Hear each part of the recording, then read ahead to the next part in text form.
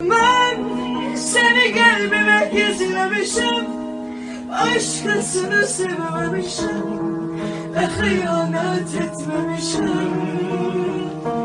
Ama sen yüreğimle oynamasın, ağır olsa da durmalısın.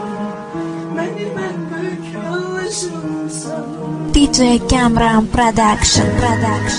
Zəhra kimi əsrin var, Səhləb kimi Jasmin kimi ətrin var. Otağımın daş divarında sənin güldüyün, mənim baxarkən öldüyüm rəsmin var.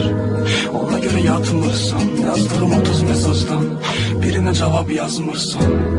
Mənə web lazım deyil, atam daxil bütün qohumlarım 3 ildir üzümə baxmırsan. Hər şeyi mən gec başa düşdüm, tanıdığım hər qadında sən yaddaşa düşdün. Geceler sənə tez yat değişimi, sən səhv başa düşdün. Soyundum bir uğrumu, sənə sarıb gəlirəm, sənə varıb gəlirəm. Mənimki yaşamaq deyil, ayıb olmasın deyə arada nəfəs alıb verirəm. Bu sevgi tez dağıldı illərlə örsəydə. Başa düşmürsən, hələ də axmaqsan, mən heç vaxt yaşam yüksəkdə. Sadece sen biraz alçaksan. Ben seni kalbime gizlemişim, başkasını sevmemişim ve hıyanet etmemişim.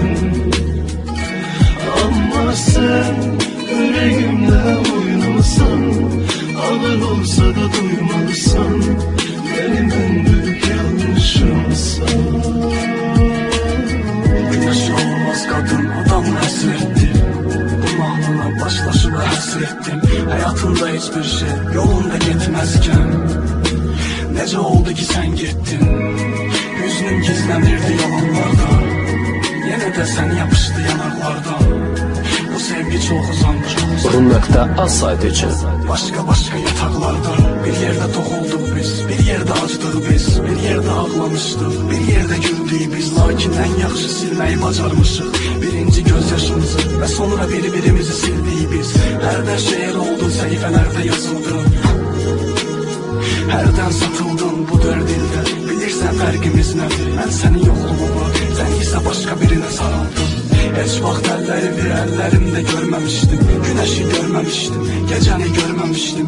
Bir şey başa düş ki səni kiminsə qoynunda öpüşmək üçün sevməmişdim.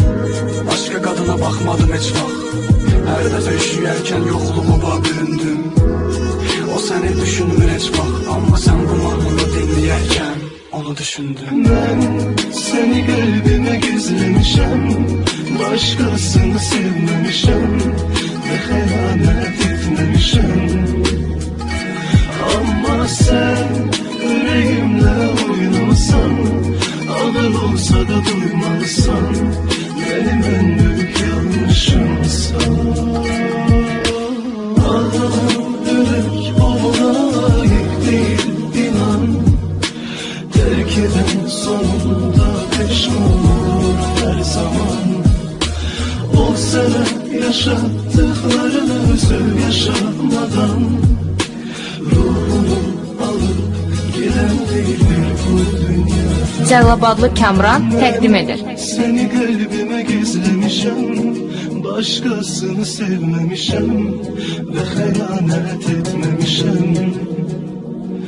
Ama sen yüreğimle oynasan, ağır olsa da duymalısın.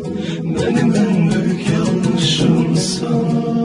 Ama sen yüreğimle oynamasın, ağır olsa da duymalısın. Benim en büyük yanlışımsın.